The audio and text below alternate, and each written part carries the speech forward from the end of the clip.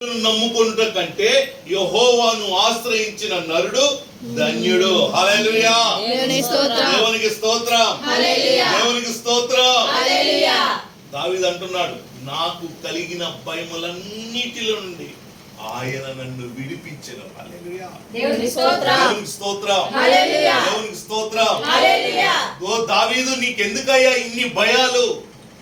నువ్వే ఒక చక్రవర్తివై, నువ్వే ఒక రాజుగా ఇదిగో పలానా ప్రాంతానికి పలానా రాజ్యానికి వస్తున్నాడంటే సింహపు వంటి గుండె కలిగిన వారు కూడా భయపడుతున్నారు.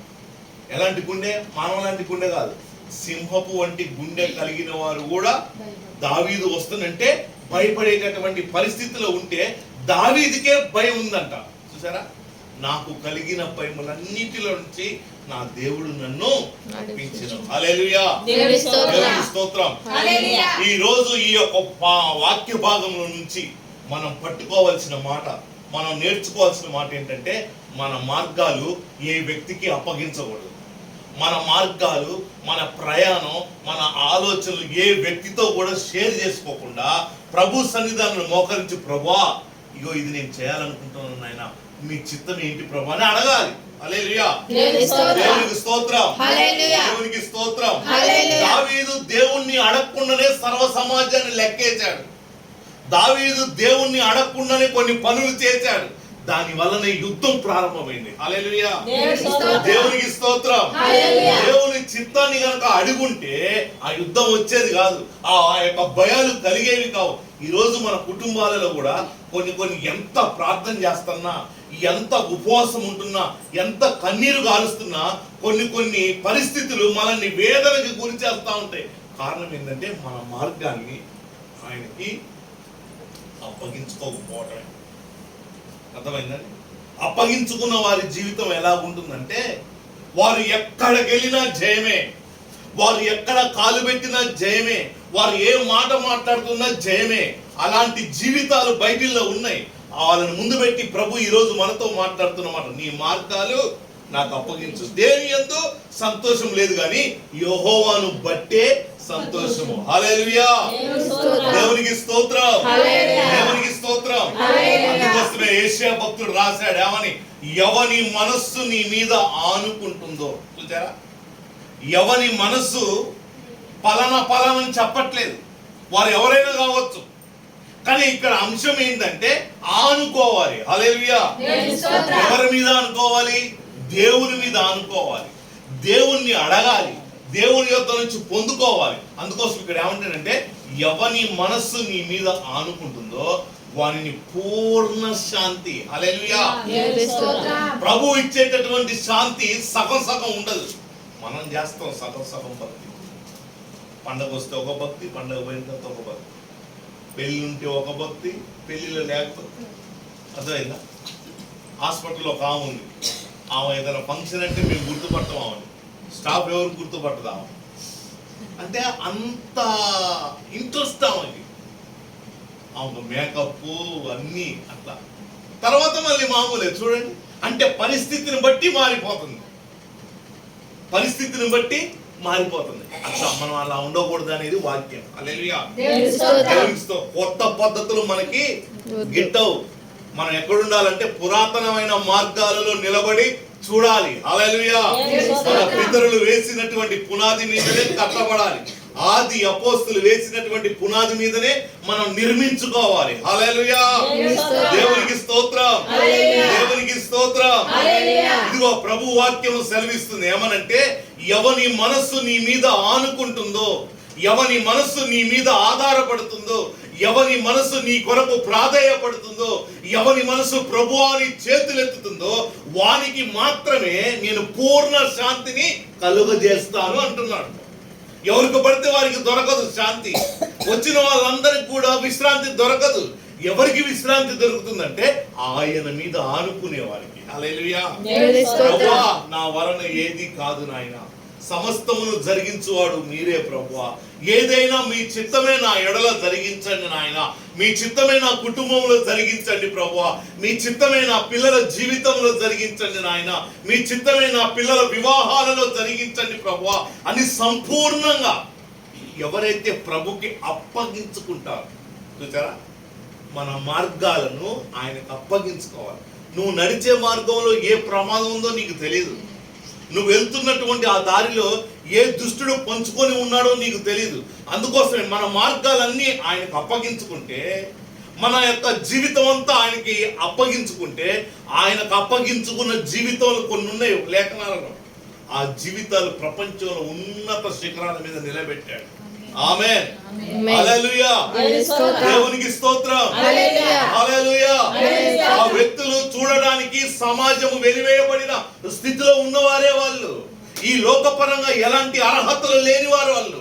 ఈ లోకపరంగా ఏ రకమైనటువంటి పలానా కోవ అని చెప్పుకోవడానికి లేనటువంటి వారిని ఎప్పుడైతే వారి జీవితాలను ప్రభుకు అప్పగించుకున్నారో, ఇదిగో ప్రపంచమంతా వారి వైపు చూసేటట్లుగా చేసింది. దేవునికి స్తోత్రం, దేవునికి స్తోత్రం, హల్లెలూయా. చూసారా, ఎందుకు అదంటే మనకున్న దాన్ని బట్టి మనం అతిశయపడకూడదు, మనకున్న దాన్ని బట్టి మనం గర్వించకూడదు. మన యొక్క హృదయం అంతా కూడా ఆయన మీద ఆనుకొని మన మనస్సంతా ఆయన మీద నిలిపినట్లయితే అప్పుడు ఏమంటుండే, ప్రభు నీకేది ఇష్టమో అడుగు. హల్లెలూయా, హల్లెలూయా. మనం ఎట్లుంటున్నామంటే కొన్ని వినేవారిగానే ఉంటాం, అన్ని ఆచరించాం. మనం అన్నిటినీ మనం ప్రభువులో ఆచరించాం, కొన్ని ఆచరిస్తాం. అమ్మో ఇది నాకు కష్టంగా ఉంది, నా వల్ల కాదు. ఇది ఇప్పుడు ఉదయకాలంనే లేచి ప్రార్థన చేయడం అని, అది విశ్వాస యొక్క ముఖ్య లక్షణం. అని విశ్వాస యొక్క ముఖ్య లక్షణం ఉదయకాలపు ప్రార్థన, స్తోత్ర ప్రార్థన అంటాం మనం. ఆ స్తోత్ర ప్రార్థన ఒక విశ్వాసిగా, ఒక క్రైస్తవుడిగా, ఒక క్రైస్తవురాలిగా అది మనకి అలవర్చుకోవాలి. కానీ మనం చేయగలుగుతామా? కొన్నిసార్లు చేయలేము. అలంకరణ చేసుకోకూడదు మనం, కానీ మనం ఆగుతామా? అంటే కొన్ని తీసేసుకోలేనివి కొన్ని ఉన్నాయి మనకి. అయితే ప్రభు ఇక్కడ ఏమంటుందంటే, నీ మనసు సంపూర్ణంగా నా మీద ఆధారపడితే, ఎట్లా సగం సగం కాదు, సంపూర్ణం 100కి 100% ఆధారపడితే అప్పుడు నిన్ను సగం సగం శాంతిగా కాదు, పూర్ణ శాంతి గలవానిగా. ఆమేన్, హల్లెలూయా. ఇప్పుడు లోపం దేవుడిదా మందా? మందే. అర్థమైందండి? మనం సగం సగం చేస్తుంటే సగం సగమే చూస్తున్నాను. అందుకోసం నీ ఆవరణములో ఒక్క దినము గడుపుట 1000 దినాల కంటే శ్రేష్టం. ఎక్కడ ఆవరణానికి అంత ప్రాధాన్యత ఇచ్చాడు, మందిరము బయట ఉన్న ఆవరణానికి అంత ప్రాధాన్యత ఇచ్చాడు. మరి మందిరంలో గడిపితే చూడండి, ఒక ఆవరణములో కూర్చున్నందుకే 1000 దినాలంటే మరి ఆవరణం లోపలికి వస్తే, హల్లెలూయా, దేవునికి స్తోత్రం, దేవునికి స్తోత్రం. చూసారా, అందుకోసం మనం ఏం చేయాలంటే మన మనస్సు ఆయన నమ్ముకోవాలి, సంపూర్ణంగా నమ్ముకోవాలి. మనం అందుకోసం నమ్ముట నీ వలన అయితే నమ్మువానికి మనకే అప్పచెప్పిండు. నువ్వు నమ్మినవు అనుకో, నమ్మితే నీకే సాధ్యం. అమ్మా ఇదిగో నీ విశ్వాసమే నిన్ను స్వస్థపరిచిందా? ప్రార్థన చేసిందా? ఆమె స్వస్థత కూడికి ఏమైనా పెట్టుకుందా? కృతజ్ఞత కూడికి ఏమైనా పెట్టిందా? ఏం పెట్టలే. అంతమంది ఉన్న ఎవరిని పట్టించుకోలే. ఆమె మనసులో స్థిరమైన విశ్వాసం, స్థిరమైనటువంటి మనస్సు కలిగి, ఏది ఏమైనా సరే ఈరోజు ఆయన వస్త్రాన్ని నేను ముట్టాలి. వస్త్రం ముట్టుకొని ఎవరు చెప్పారు? ఆమెకి ఎవరు చెప్పలే. కానీ విశ్వాసం చూసారా? ఒక ఆమె ఉంది, ఆమె క్యాన్సర్ 4th స్టేజ్. ఆమె అర్థమైందండి? తీసుకొచ్చి మందిరంలో పడేశారు. మందిరంలో పడేసి ఇక చచ్చిపోద్దు కాదని చెప్పని ఇక మందిరంలోనే అట్లా అలా అలా నడుస్తుంది ఆమె జీవితం. అయితే అయ్యగారు ఇచ్చిన ప్రేరాయి చేస్తే డబ్బాలు అవుతున్నావు. ఎట్లా డబ్బాలు బూస్ట్ అనుకుంటున్నాను. అర్థమైందండి? అయిపోయిన డబ్బాలు తాగటం, ఆడ పడేయటం, పూటగా అయిపోతుంది. మంచిలు తాగట్లేము. అంటే విశ్వాసం. ఇది అయ్యా ప్రార్థన చేశాడు, ఇది యేసు రక్తం, నాకు 4వ స్టేజ్ అయినా పర్వాలే, 5వ స్టేజ్ అయినా పర్వాలే, రేపు చచ్చిపోతానా పర్వాలే, ఎప్పుడైనా దేవుడు నన్ను చూస్తాం. ఎందుకు? నేను తాగేది ఏంటి? మంచినీళ్ళు కాదు, ఏంటి? దేవుని రక్తం. స్వస్థపడ్డది, 10 సంవత్సరాలు బతికింది. హల్లెలూయా. విశ్వాసం ఎంత పని చేసిందా? అందుకోసం మన మార్గాలను పూర్తిగా అప్పగించుకోవాలా. మన మనసు పూర్తిగా దేవుని మీద ఆధారపడాలి. నువ్వు ఎవరిని ఆధారం చేసుకుంటూ ఈరోజు కన్న కొడుకును ఆధారం చేసుకున్నాడు అనుకో, నీకు భార్య వచ్చాక నీకు ఒక సపరేట్ గది ఉంటుంది. ఏది? Old age home. నీ గ్లాస్ నీకే, నీ ప్లేట్ నీకే. చుట్టం సూపుకు వచ్చి చూసిపోతారు వాళ్ళు నిన్ను. అట్లా ఎవరిని మరి నువ్వు ఆధారం చేసుకోవాలా అంటే ఈ లోకంలో నీతో పాటు పుట్టినటువంటి వారు. ఎందుకంటే ఇది మట్టి శరీరం కాబట్టి ఈ మట్టి శరీరము శాపపూరితమైన శరీరం ఇది. ఎందుకంటే అవ్వ ఆదాము ఆ తోటలో పాపం చేసినప్పుడు నీ మూలంగా భూమి శపింపబడును కానీ ఆ రోజు దేవుడు శపించాడు కనుక ఆ మట్టిలో నుండి తీయబడినటువంటి మనం శాపపూరితంగానే ఉంటుంది శరీరం. మన ఆలోచన శాపంగానే ఉంటుంది, మన తలంపులు శాపంగానే ఉంటాయి, మన యొక్క అన్ని రకాలు కూడా నష్టాన్ని తెచ్చేవిగానే ఉంటాయి. అందుకోసం ప్రభు ఏమంటుందంటే నీ మార్గాన్ని నాకు అప్పగించు. ఒకవేళ నాతో నీకు ఈ మాట చెప్పినప్పుడు నీకు నమ్మశక్యం కాకపోతే ఇదిగో నాకు అప్పచెప్పిన వారి జీవితాలను చూడు నువ్వు. ఆమేన్, హల్లెలూయా. నాకు ఎవరైతే అప్పగించారో వారి వారిని నేను ఎలా మార్చానో చూడు. ఎవరి హృదయము ఎవరి మనస్సు నా మీద ఆధారపడిందో వారిని నేను ఎలా అభివృద్ధి పరిచానో, నేను వారు ఎలా ఉన్నతమైన స్థితిలలో ఒక్కొక్క మెట్టు ఎలా ఎక్కించానో నువ్వు వారిని చూడు అని కొంతమంది భక్తుల యొక్క జీవితాలని మన ముందు పెట్టాడు. హల్లెలూయా, దేవునికి స్తోత్రం, హల్లెలూయా, హల్లెలూయా. అందులో మొట్టమొదటి వ్యక్తిగా ఉన్నటువంటి వ్యక్తి యేసేపు. ఆది కాండంలోనే మనం కనపడతాడు. అక్కడ చూసారా, ఒక వాక్యం లేదు, ఒక ధర్మశాస్త్రం లేదు, ఒక అయ్యగారు లేడు. బాబు ఇగో నువ్వు ఇట్లుండాలి, ఇగో ఈ పని చేయకూడదు, ఈ పని చేస్తే దేవుడు కోపగిస్తాడు అని చెప్పే నాదుడు లేడు అక్కడ. కానీ ఉన్నటువంటి ఒక భయం భక్తితోటి ఇది చెడు, ఇది చేయకూడదు అని ఒక ధర్మశాస్త్రం లేని కాలంలోనట అతనే ధర్మశాస్త్రంగా ఉన్నాడట. హల్లెలూయా. అన్నలు చెడు తలంపులతోటి చెడ్డ కార్యాలు చేస్తుంటే అది తీసుకొని రావటం తండ్రికి చెప్పడం. ఆ చిన్న ప్రాయంలోనే ఒక అద్భుతమైన దర్శనాన్ని పొందుకున్నాడు. ఏమని? అన్ని పనులన్నీ కూడా ఒక పన ముందు సాష్టాంగ నమస్కారం. చూసారా, అది చెప్పాడు అన్నలకి. అన్నయ్య ఇట్లా అంటే అన్నలు ఏమన్నారు, రే కలలుగానే వాడు వస్తున్నాడు. చూడండి, ఒక కుటుంబమే, ఒకే తండ్రి, ఒకే రక్తం, కానీ తేడాలు ఎట్లున్నాయి చూసారా. ఎవరి పేరు పెట్టారు? చిన్నోడైనందుకు అన్నలతోటి ఈ కళ వచ్చిందని చెప్పినప్పుడు అరే ఈ కళ ఏంట్రా, ఇది భావం బాగుంది నాన్న, మరి ఇట్లా అని అనట్లేదు. వాడికి ఏం పేరు పెట్టారు? ఆయనకి కలలుగానే వాడు వస్తున్నాడు. వీడట ఇదే తిరట మనం అంతా సాష్టాంగ నమస్కారం చేస్తూ ఉంటాం. కలలుగానే వాడు వస్తున్నాడు. అన్నలు ఏ చెడ్డ పని చేసినా, అన్నలు ఏ యొక్క చెడు పని చేసినా రావడం తండ్రికి కంప్లైంట్. ఎందుకంటే బాల్యము నుండే చెడుని అసహించుకునేవాడిగా ఉన్నాడు. దేవునికి స్తోత్రం, దేవునికి స్తోత్రం. బాల్యము నుండే, చిన్న ప్రాయము నుండే అన్నలు చేస్తున్నటువంటి ఆ చెడ్డ కార్యాలన్నిటిని కూడా తండ్రి దగ్గరికి మోసుకొని వచ్చేటటువంటి ఒక పరిచారకుడుగా ఉన్నాడు. హల్లెలూయా. తండ్రి చెప్పగానే తండ్రి గద్దీయటం చూసారంటే చెడుతనాన్ని సహించలేని వాడుగా ఉన్నాడు. ఎవరు? యేసేపు. తొందర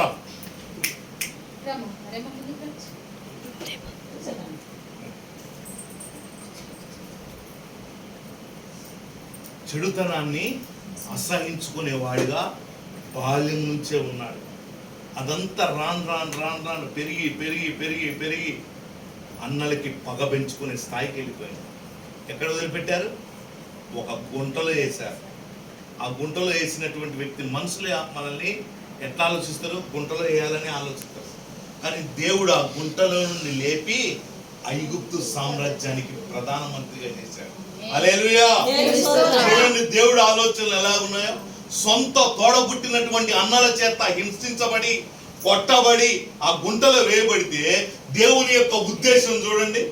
దేవుడు ఈ అన్నలు కానీ అందరూ కూడా, ఈ సర్వ సమాజంలో ఉన్న వాళ్ళంతా కూడా, ఐగుప్తులో ఉన్న వాళ్ళంతా కూడా యేసేపును ఒక బానిసగానే చూశారు. కానీ దేవుని దృష్టి బానిసగా చూడలే. నువ్వు కాబోయే ప్రధానమంత్రివిరా బాబు అని దేవుడు ఆలోచన చూడండి. శారమ్మని గొడ్రాలిగానే చూచారు అందరూ, కానీ దేవుడు ఏం చూచాడంటే ప్రపంచానికి తల్లిగా చూచాడు. హల్లెలూయా. యేసేపుని బానిసగానే చూస్తూ ఉన్నాడు, కానీ ప్రపంచానికి అన్నం పెట్టే స్థాయిలో అన్నదాతగా ఆ యొక్క దేశానికి, ఆ ఒక దేశాని కోసం కాదు, ప్రపంచంలో ఉన్నటువంటి వ్యక్తులు మొత్తం కూడా అక్కడికి వచ్చి నిలబడుతుంటే వాళ్ళకి ఆహారం పెట్టే స్థాయికి వెళ్ళిపోయారు. కారణం ఏంటంటారు? మన మార్గాలు ఆయనకు అప్పగించుకోవాలి. హల్లెలూయా, దేవునికి స్తోత్రం. మన మనస్సు ఆయన మీద ఆధారపడాలి. దేవునికి స్తోత్రం. ఏంటంటే ఆధారపడుతూనే ఉంటాం, కానీ మనం చేసుకుంటున్నాం. నీ ప్రయత్నాలు అన్నీ చేస్తుంటాం.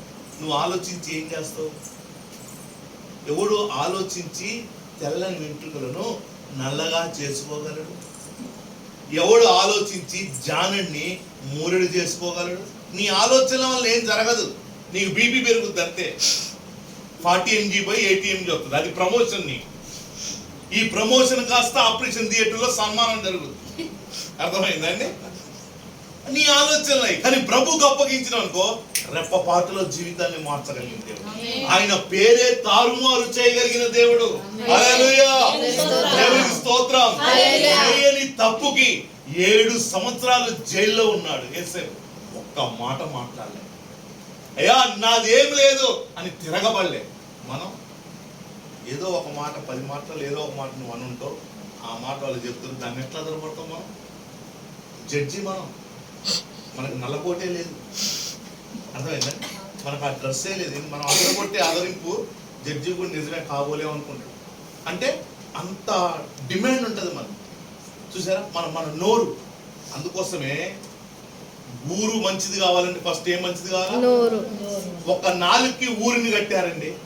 చూడండి, నాలుగుకున్న పవర్. ఏ మినిస్టర్ కూడా లేదు ఇది. ఏ మినిస్టర్ అయినా 5 సంవత్సరాలే, కానీ నాలుగు బ్రతికినంత కాలం. నాలుగుకి వీడు నోరు మంచిది అయితే ఊరు మంచిది. చూసారా, ఊర్లో 5,000 మంది ఉండొచ్చు, 6,000 మంది ఉండొచ్చు, 3,000 జనాభా ఉండొచ్చు, కానీ ఒక్క నాలుగుకి పోటీ పెట్టారు వాళ్ళు. హల్లెలూయా, దేవునికి స్తోత్రం. దేవునికి స్తోత్రం. అందుకోసమే మనం ఏం చేయాలంటే, యేసేపు 7 సంవత్సరాల జైల్లో ఉన్నప్పటికీ కూడా సమయం కోసం ఎదురు చూశాడు. ప్రభువా నాయనా, నా మార్గాన్ని నీకు అప్పగిస్తున్నాను తగిన సమయంలో. హల్లెలూయా. ఎవరు బలిష్టమైన ఆయన చేతి కింద ఉంటారో, ఎవరు వణుకుచూ భయపడుతూ ఉంటారో, తగిన సమయమందు వాడిని లేవనెత్తే దేవుడు ఆయన. హల్లెలూయా. లేపాడా? లేపలేదా? అదే బానిసతోటి చచ్చిపోయిందా?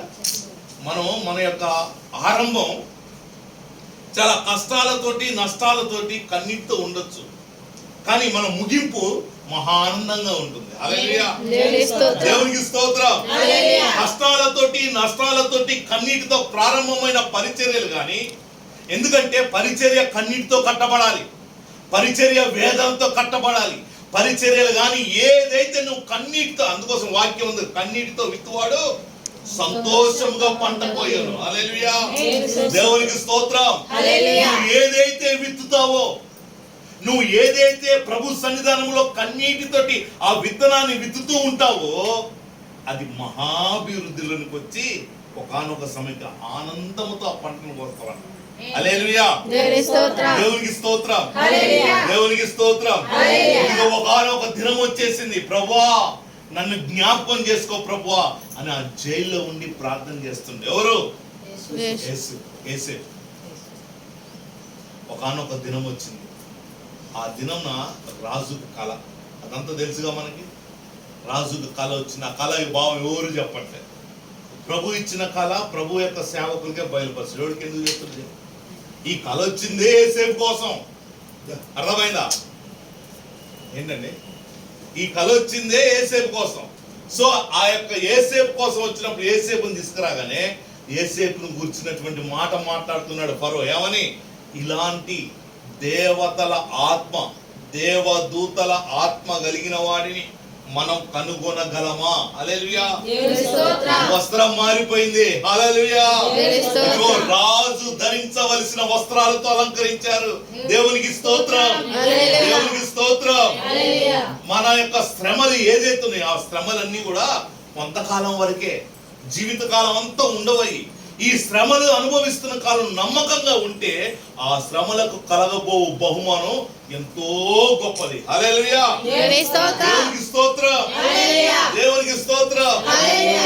ప్రపంచమంతా వారికి కలిగినటువంటి ఆస్తులన్నీ తీసుకొచ్చి శ్రేష్టమైన గుర్రములను తీసుకొచ్చి ధాన్యాన్ని కొనుక్కొని పోతా ఉన్నారు యేసేపు దగ్గర నుంచి. అట్లనే అన్నలు కూడా వచ్చారు. అన్నలు గుర్తుపట్టలేదు ఎవరిని, మనల్ని. ఇప్పుడు ఇంటోడినే గుర్తుపట్టట్లే మనం, ఎందుకంటే వాడు కటింగ్ అట్లా పాడైంది. పోయేటప్పుడు బాగానే పోతుండే, మంగళ షాప్ నుంచి వస్తుంటే గుర్తుపట్టట్లే మనం. ఎందుకని అక్కడ మార్చేస్తుండే వాడు. ఇటు పక్కంతా పేనుగోలు గుట్టైపు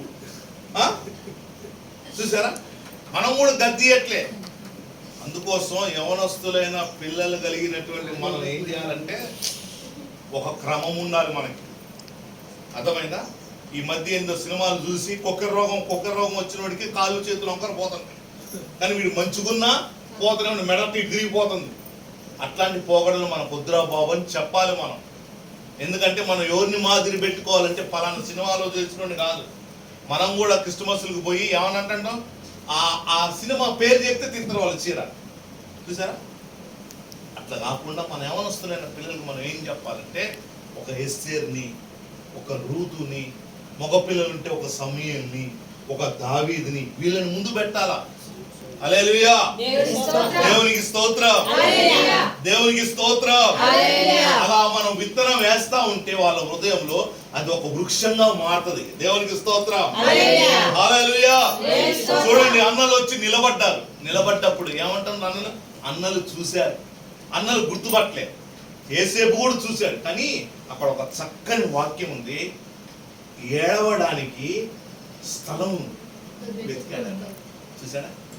ఆపుకోలేనంత దుఃఖం నీ మనసుకి ఏముండాలంటే, ఎవరైనా రక్షణ లేని వాళ్ళని చూసినప్పుడు, నీ కుటుంబంలో రక్షణ లేకుండా లోకములో, లోకపు విధానాలలో, లోకపు పోకడలో నడుస్తున్న వారిని చూసి వారిని గురించి నువ్వు ప్రభు సన్నిధిలో ఏడవడానికి నువ్వు స్థలం ఎత్తుక్కోవాలా. వాళ్ళతో గొడవ పట్టడం కాదు, గొడవ పట్టడం వల్ల దేవుడికి ఇంకా దూరం అయిపోతారు వాళ్ళు. ఎందుకంటే నువ్వు నమ్ముకొని ఏం చేసినావు అని అంటారు వాళ్ళు. నువ్వు నమ్ముకొని ఏం చెప్పినావు, నేనట్టే మాట్లాడతాను, నువ్వు అట్టే మాట్లాడతావు అనే వ్యతిరేకత ఉంటుంది. కాబట్టి నువ్వు వాళ్ళని చూసినప్పుడు, ఈ రక్షణ లేని వారిని చూసినప్పుడు నువ్వు ఏం చేయాలంటే నువ్వు స్థలం వెతకాలి. హల్లెలూయా, దేవునికి స్తోత్రం, దేవునికి స్తోత్రం. అక్కడ వాక్యంలో రాయబడిన మాట ఇదిగో, ఈ అన్నలు గుర్తుపట్టిన తర్వాత భయపడి చంపుతారేమో, రాజు కదా చంపుతాడేమో అని చెప్పి భయపడుతుంటే యేసేపు ఒక మాట అన్నాడు. ఏమని? యేసేపు చక్కని ఒక మాట అన్నాడు. ఏమనంటే, నేను దేవునికి భయపడువాడను. హల్లెలూయా. అంత అసలు చూడండి, గుంటలో వేసి కొట్టారు.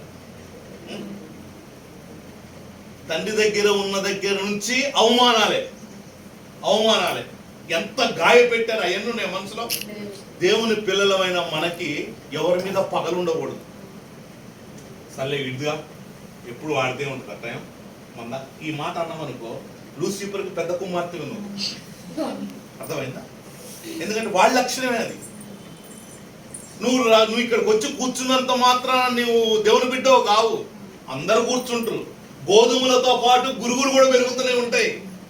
ఇవి వేరు చేసే సమయంలో ఊరే ఈ సిస్టర్ మొన్నటిదాకా స్తోత్రం అని ఇదా అని తెలుస్తుంది. అర్థమైందా? నువ్వు దీపావళికి బాంబు పెట్టినావు ఇంటి ముందు, చూసేటోళ్ళకి ఏమర్థమైంది? వీళ్ళు కూడా అదే. ఏ ఎండకి ఆ గొడుగు, అన్ని గొడుగులు ఉంటాయి మన ఇంట్లో. దీపావళికి ఒక గొడుగు, దసరాకు ఒక గొడుగు, సంక్రాంతికి ఒక గొడుగు. ఎందుకంటే గారెలు మన ఇంట్లోనే ఉంటాయి. దేవునికి స్తోత్రం, హల్లెలూయా.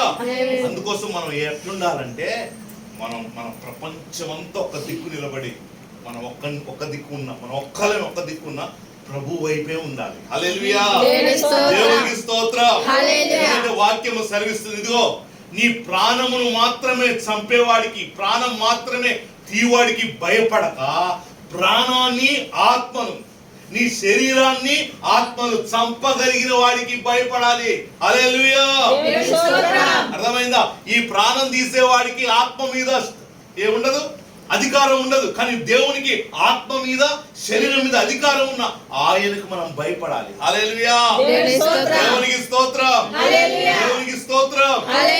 యేసేపు ముందుకు రాగానే యేసేపు అంటున్నాడు, అన్నలకు అర్థమైపోయి భయపడతా ఉంటే, ఇగో భయపడుతున్నటువంటి అన్నలతో అంటున్నాడు, ఇదిగో నేను దేవునికి భయపడేవాడిని, దేవుడు ఈ రోజుని మిమ్మల్ని నా చేతికి అప్పగించనా నేను మిమ్మల్ని ఏ హాని తలపెట్టను. కారణం ఏంటంటే నేను ఈ స్థితిలో రావడానికి ఆ భయము, ఆ భక్తి. హల్లెలూయా, హల్లెలూయా. నేను మిమ్మల్ని ఏమీ చేయను. చూసారా, దేవుని బిడ్డగా ఉన్న మనము, దేవుని రక్తం చేత కడగబడిన మనము, ఆయన శరీరంలో ఆయన రక్తంలో పాలిభాగస్తులుగా ఉంటున్న మనము శత్రువును చూసినప్పుడు ప్రేమించే మనసు రావాలి. ఆమేన్. మొదటి లక్షణం అది.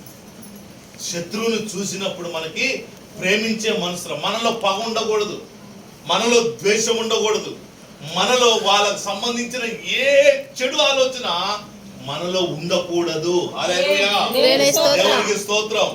మన మంచి నడవడిక ఒకానొక దినములో అతని రాబట్టబడుతుంది. హల్లెలూయా, దేవునికి స్తోత్రం, దేవునికి స్తోత్రం. యేసేపు ఆ మాట చెప్పగానే ఇదిగో అన్నలకి వణుకు పుట్టి ఆగిపోయి ఇక దగ్గరకు వచ్చి కౌగిలించుకొని తమ్ముణ్ణి ఇలా చేయడం అది దేవుని చిత్తం. మీరు నన్ను ఇక్కడికి తీసి పడేయటం, నేను ఈ యొక్క రాజ్యానికి రావడం, ఇక్కడ నేను ఉండటం, అది దేవుని యొక్క చిత్తం. కాబట్టి దేవుని చిత్తానికి నేను అప్పగించుకున్నాను కనుక నేను మీకు హాని తలపెట్టను. హల్లెలూయా, దేవునికి స్తోత్రం. దానికి ప్రతిఫలంగానే రెండో రథము తయారైపోయింది. దానికి ప్రతిఫలంగానే ఫరో అంటున్నాడు, ఇదిగో నీ సెలవు లేకుండా, నీ ఆజ్ఞ లేకుండా, నీ అధికారం లేకుండా, నువ్వు ప్రకటించకుండా ఈ ఐగుప్తు రాజ్యంలో ఒక కాలైనను ఒక చేయైనను కదపటానికి గాని లేపటానికి గాని అవకాశము లేదు. హల్లెలూయా, దేవునికి స్తోత్రం. శ్రమలు లేవా యేసేపుకి? ఉన్నాయి. కానీ ఒక నిరీక్షణకి కర్త అయిన ఆయన వైపు చూస్తూ, ఇదిగో మా పితరులు ఒక మాట చెప్పారు, దేవుడు అనేవాడు ఉన్నాడంట, దేవుడు అనేవాడు వింటాడంట, దేవుడు అనేవాడు చూస్తాడట అనేటటువంటి ఒక నిరీక్షణ కలిగి బ్రతికాడు కనుకనే ఇదిగో ఏ దేశంలో అయితే బానిసగా అంట్లు గడిగాడు, ఏ దేశంలో అయితే ఇదిగో గుర్రానికి మేత వేశాడో అదే గుర్రం సిద్ధపాటు చేయబడింది. హల్లెలూయా, దేనికి? ఆ గుర్రం మీద ఎక్కించి మొత్తం కలియ తిరుగుతా ఉన్నాడు. దేవునికి స్తోత్రం, హల్లెలూయా. ఈ యొక్క వాక్య భాగాన్ని మనం బాగా అర్థం చేసుకోవాల్సిన విషయం ఏంటంటే మన మార్గాలను ఆయనకు అప్పగించాలి. మన మనస్సు ఆయన మీద పూర్తిగా ఆధారపడాలి. నువ్వు ఏదైతే కావాలని, దేనికోసమైతే నువ్వు ప్రార్థనలో ప్రభు చెంత విన్నవించుకుంటున్నావో, ప్రభు చెంత నీ ప్రార్థన పూర్వకంగా నీ యొక్క విజ్ఞాపన, నీ అవసరతను ప్రభువుకి తెలియజేస్తున్నావు, అది అవును అని, అది నాకు జరుగుతుందని నువ్వు పూర్తి విశ్వాసంతో నమ్మి నీ మార్గాన్ని ఆయనకు అప్పగిస్తే నీ నమ్మకాన్ని వమ్ము చేసే దేవుడు మన దేవుడు ఆ దేవుడు కాదు. మన నమ్మకాన్ని నిలబెట్టడానికి ఆయన ప్రాణమే ఇచ్చాడు. హల్లెలూయా, హల్లెలూయా. మన నమ్మకం నిలబెట్టడానికి ప్రభు ఏ కార్యమైనా చేయగలడు. కాకపోతే నువ్వేంటంటే స్థిరమైన మనస్సు, స్థిరమైన బుద్ధి, స్థిరమైనటువంటి హృదయం లోపల కొంచెం ఉంది నీకు. ఏంటిది? అమ్మో ఇంత ప్రార్థన చేస్తాం లాస్ట్ కాకపోతే. చూసారా, ఇప్పుడు ఎక్కడన్నా డబ్బులు కట్టే టైం దగ్గర పడ్డది, ప్రార్థన చేస్తా ఉన్నాం, కాకి ద్వారా రొట్టెను పంపించిన దేవుడు నాకు డబ్బులు సాయం చేయలేడా అని వాక్యాలన్నీ గుర్తొస్తాయి నీకు. ప్రార్థన చేస్తూనే ఉన్నావు, ఎవడో ఒకడు వస్తాడు, నీకు మళ్ళీ టైం గుర్తు చేసిపోతున్నాడు, మళ్ళీ ఎట్టుంటుంది నీ మనసు? వాము ఇంత చేస్తున్నాం కానీ మరి ఇప్పటివరకు రెప్పపాటు కాలంలో చేయగలడా? రెప్పపాటు. ఇదిగో అబ్రహాము కత్తి ఇట్లా ఎత్తగానే ఒక స్వరం వినబడుతుంది, అబ్రహామా నువ్వు నా యందు భయపడువాడవని నాకు అర్థమైంది. ఇదిగో అక్కడ ఉంది కోరేచ్చు. ఎత్తేదాకా వెయిట్ చేసిండు ప్రభు. చూద్దాం ఇక పడిపోయే క్షణంలో దేవుడు ఆపేసిండు. హల్లెలూయా. అట్లనే మన దేవుడు మన చెయ్యి విడిచిపెట్టే దేవుడు కాదు. హల్లెలూయా. ఆ చెయ్యి విడిచిపెట్టే దేవుడు కాదు కాబట్టే తండ్రితో ఉండటము విడిచిపెట్టకూడని భాగ్యమని ఎంచుకోకుండా ఆ మహిమను విడిచిపెట్టి, ఆ ప్రభావాన్ని విడిచిపెట్టి, ఆ సింహాసనాన్ని విడిచిపెట్టి ఆయన మనసులో నువ్వు నేనున్నావు కనుక నిన్ను బాగు చేయడానికి, సదాకాలము ఆయన యొద్ద స్థిర నివాసం ఏర్పాటు చేసుకోవడానికి ఈ యాత్ర ముగించిన వెంటనే మనం అగ్నిగుండంలో ఉండకుండా ఆయన సిద్ధపరిచినటువంటి ఆ నూతన సియోను అనబడుతున్న ఆ పరలోక రాజ్యముల సదాకాలము ఆయన బల్ల యొద్ద భోజనము చేయడానికి ఆయనే దిగి వచ్చాడు. హల్లెలూయా, అంత ప్రేమామయుడికి మంచి స్తోత్రం చెప్పండి. హల్లెలూయా, దేవునికి స్తోత్రం. ఎవరు చేయలేనిది, ఇది ఎవరు ఊహించని కార్యం. నీ రక్త బంధువైనా, నీ తోబుట్టు అయినా, నీ అన్న అయినా, నీ తమ్ముడైనా, ఎవరైనా కానీ ఏదన్నా కొంచెం సహాయం చేయగలరు. ప్రాణం ఎవరు పెడతారు? హల్లెలూయా, ప్రాణం పెడతారు ఎవరైనా? అసలు ప్రాణం కాదు, బ్లడ్ ఇస్తారు ఎవరైనా?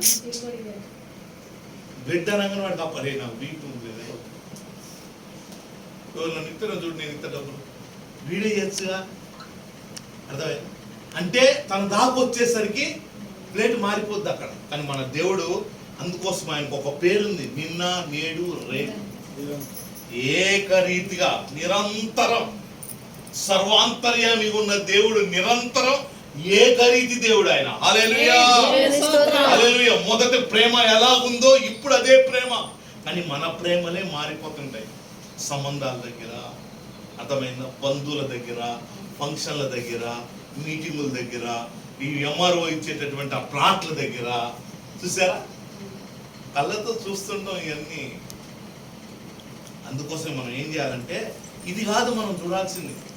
అందుకోసం వాక్యం ఏముందంటే, మీరు పైనున్న వాటిని వెతుకుడి, అప్పుడు భూలోకంలో మీకు ఏది కావాలో మీ తండ్రికి తెలుసు కనుక అవి మీకు అనుగ్రహించబడను. ఆమేన్, హల్లెలూయా. మనకి ఏది కావాలన్నా ఫస్ట్ ఎక్కడ ఎతకాల? మన అది ఎతకం, ఇక్కడే ఎతుకుతుంటాం కాబట్టి దొరకవు. ఆయన రాజ్యం గురించి ఎతకాలి, ఆయన పని కొరకు ఎతకాలి, ఆయన పనిలో మనం ఎట్లా ఉపయోగపడాలి, మనల్ని ఎట్లా వాడుకోవాలని అనుకుంటున్నాడు ప్రభు. మనం ఆయన పనిని విస్తరింప చేయడానికి, ఆయన రాజ్యాన్ని కట్టడానికి మన యొక్క వంతు బాధ్యత ఏంటి, మన ప్రభు రాజ్యాన్ని కట్టడంలో మనం ఏం చేయాలి అనే ఆలోచన నీకుంటే అప్పుడు నీ గురించి ఏం చేయాలో ఆయన ఆలోచిస్తాడు. హల్లెలూయా, దేవునికి స్తోత్రం. ఇది మర్మం ఇది, కానీ మనం వెతకం. అందుకోసం అందులో ప్రత్యక్షంగా డైరెక్ట్గా చెప్పిండు ప్రభు, పరలోకపు తండ్రికి మీకు ఏం కావాలో తెలుసు కాబట్టి మీరు పైనున్న వాటిని వెతికితే భూలోకంలో భూ సంబంధమైన వాటి మీద మీకు ఏది కావాలో ప్రభు అది. దేవునికి స్తోత్రం, దేవునికి స్తోత్రం. మన మనసు దేని మీద ఉండాలా? దేని మీద ఉండాలా? దేవుని మీదనే ఉండాలి, ఆనుకోవాలి ఆయన మీద సంపూర్ణంగా. సగం కొడుకు మీద, సగం దేవుడి మీద కాదు. కొడుకు మీద నీ పెన్షన్ వచ్చినంత కాలం బాగుంటది. ఇప్పుడు ఎంత? 2000, 4000. చూసారా, ఇప్పుడు కన్న తల్లిదండ్రులను చూడటానికి ఒక సిస్టమ్ వచ్చింది. ఏమని? ఈ నెల నేను, వచ్చే నెల చూడండి. మరి వాళ్ళు పెంచినప్పుడు అట్లా పెంచారా? ఈ నెలలో నీకు, వచ్చే నెలలో వాళ్ళకి బట్టలు అన్నా, వాళ్ళకి కడుపు గాలి. ఒకవేళ అలసట పడ్డ శరీరంతో పనికి పోలేకపోయినా, రేపు వాడికి ఫీజు ఉంటుంది కాబట్టి నేను ఇంట్లో ఉంటే ఎట్లా అని చేతనైనా చేత కాకపోయినా వెళ్ళి పని చేసి ఈరోజు వాళ్ళు చేసినటువంటి ఆ త్యాగపు ఫలితమే ఈరోజు మన స్థాయి. అవునా కాదా? కాదంట్రా? అవునా కాదా? కానీ ఆ స్థాయి వాడికి ఊహ రాగానే మన స్థాయి ఏమైపోతుంది? తృప్తి లేదు, వాళ్ళకి తృప్తి లేదు. కాబట్టి లేనిపోని ఇప్పుడు ఓల్డ్ ఏజ్ హోములు పెరిగిపోతున్నాయి. కారణం ఏంటంటే ఇదే. మొన్న ఎక్కడో కన్న తండ్రిని ఎక్కడో కాలంలో వదిలేసి చచ్చిపోయింది, వదిలేసి వెళ్ళిపోయారు. చూసారా, భయంకరమైన దినాల మధ్యలో ఉన్నాం మనం. అందుకోసం మన మనసు నిండా ఎవరిని ధరించుకోవాలంటే ప్రభువుని మాత్రమే ధరించుకోవాలి. హల్లెలూయా. ప్రభు ఎవరి హృదయంలో అయితే ప్రభు ఉంటాడో, ఎవరి హృదయం అయితే ఆయన మీద సంపూర్ణంగా ఆనుకుంటుందో, ఎవరైతే 100కి 100% నువ్వే ప్రభువా, నేను కాదు నాయన అని ఎవరైతే అనుకుంటారో వారి కుటుంబంలో బాధ్యత అంతా ప్రభుదే. హల్లెలూయా. ఎందుకని? అంతా ఆయనే. చూసారా, మనం ఏమంటాం? మన ఇంట్లో ఎవడైనా పెద్దోడు కొంచెం ఉంటే మొత్తం ఆయనే, ఉత్తదే అన్ని. ఎందుకంటే వాడిని మనం గ్యాస్ కొట్టి ఇంత లావు చేస్తే అప్పుడు ఆ ఫంక్షన్కి మనకు వస్తాడు. అర్థమైందా?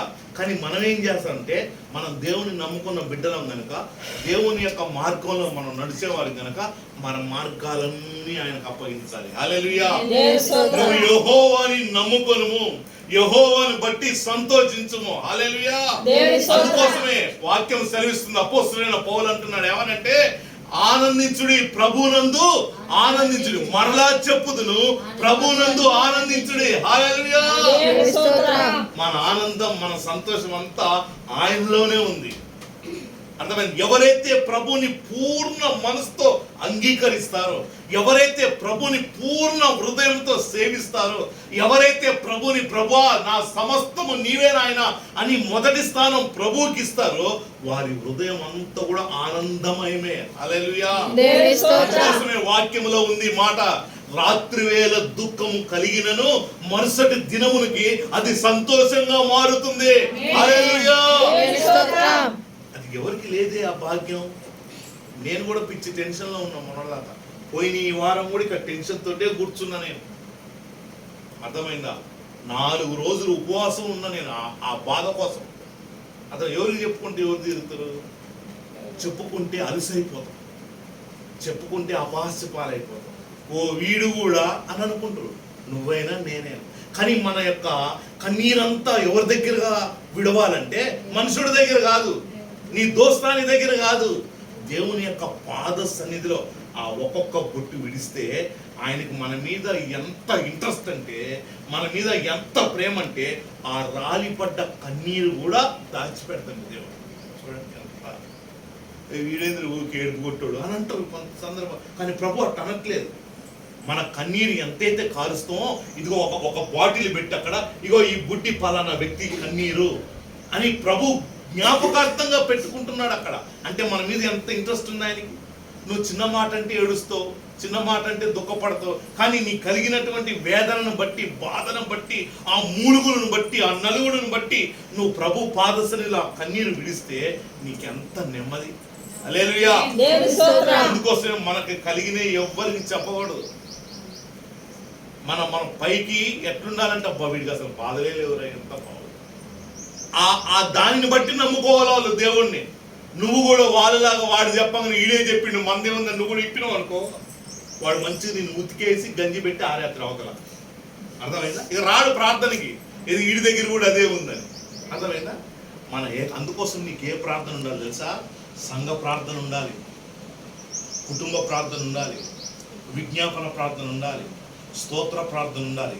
ఇవన్నీ ఒకెత్తైతే వ్యక్తిగత ప్రార్థన ముఖ్యం. హల్లెలూయా. నలుగురితో చేసేటప్పుడు నీ వ్యక్తిగత విషయాలు మాట్లాడుతావు. నువ్వు ప్రభువా మొన్న సినిమా చూసి ఆయన అని ప్రార్థన చెప్పవా? చేయవు. అదే ఒక్కడికి ప్రార్థన చేస్తే, ప్రభువా ఏదో నాయన క్షమించు, ఆయన సాంగతి వచ్చింది ఆయన. వ్యక్తిగత ప్రార్థన. నువ్వు వ్యక్తిగత ప్రార్థన చేయట్లేదని చెప్పినవు అనుకో, అంటే నువ్వు ఇంకా పాపంలో ఉన్నట్టే లెక్క. ఎందుకంటే ఒప్పుకోలేదుగా నీకు. నలుగురితో కలిసి చేసే ప్రార్థన వేరుంటుందండి, కుటుంబంతో చేసే ప్రార్థన వేరుంటుంది. అందుకోసం వ్యక్తిగత ప్రార్థన ఎక్కువ దేవునికి. ఎందుకంటే తెరవబడిన హృదయంతో ప్రార్థన చేస్తాం. నువ్వు చెప్పకపోయినా ఆయనకు తెలుసు. నియమింపబడిన దినములలో ఒకటైనను గడవక ముందే మన జీవితాన్ని చూసిన దేవుడు ఆయన. నువ్వు చెప్పితే ఏంది, చెప్పకపోతే ఏంది, కాకపోతే నువ్వు కుమ్మరించే విధానాన్ని చూస్తాడు దేవుడు. అర్థమైందా? అన్న వచ్చింది గుట్రాలని తెలియదా దేవుడికి? ఆమెకి కలిగిన మనోవేదన చేత చూసారా కన్నీరు విడిచింది మందిరానికి వచ్చి. పొందుకుందా లేదా? మామూలు కాదు. దాని నుండి బెర్షెబా వరకు ప్రఖ్యాతి గాయించినటువంటి ఒక సేవకుడికి జన్మనిచ్చినాడు. చూసారా? ఈరోజు మనకు కూడా ఉంటున్నారు. మన ప్రఖ్యాతి, మన పిల్లల ప్రఖ్యాతి ఎటువైపోతుంది. అందుకోసమే రేయి మొదటి జామున నీ పిల్లల కొరకు నీళ్లను కుమ్మరించినట్టుగా నా సన్నిధానంలో కుమ్మరించు అంది. నా కోసం కాదమ్మా, నీ కోసం, మీ పిల్లల కోసం ఏడవండి అని అన్నాడు ప్రభు సిలువ మోస్తూ కూడా. ఎందుకంటే పిల్లల భవిష్యత్తు ఆయన ఎరిగిన దేవుడు కనుక, ఎవడిని మినుగుదునని తిరుగుతున్నటువంటి సాతాను గారిని ఎరిగిన దేవుడు కనుక ఆ పిల్లల కోసమే ప్రార్థన చేయమని చెప్పాడు దేవుడు. అర్థమైందా? ఈరోజు ఈ మధ్యాహ్న కాల సమయంలో ఈ పూట ప్రభు మనతో మాట్లాడుతున్న మాట, నీ మార్గాలను నాకు అప్పగించు. క్రిస్టమస్ పండుగ వచ్చిన నెలలో కాదు, జనవరి కొత్త సంవత్సరంలో కాదు, నీ కంఠంలో ప్రాణం ఉన్నంత కాలం, ఈ ఆత్మ ఈ శరీరాన్ని వదిలిపెట్టి పోయేంత కాలం నువ్వు ఎవరి మీద ఆధారపడాలంటే ఆయన మీద. నీకు 10 మంది కొడుకులు 10 ఎస్ఐలు అయినా, 10 మంది కొడుకులు 10 మంది సాఫ్ట్వేర్లు అయినా, 10 కార్లు నీకు కొనిచ్చిన వాటి మీద నీ మనసు ఉండకూడదు. ఎందుకంటే అవి ఒక ఆన విడిచిపెట్టుబడేది ఉండొచ్చు నీకు, కానీ నీ పూర్ణ మనసు ఆయన మీద ఆధారపడదు. హల్లెలూయా.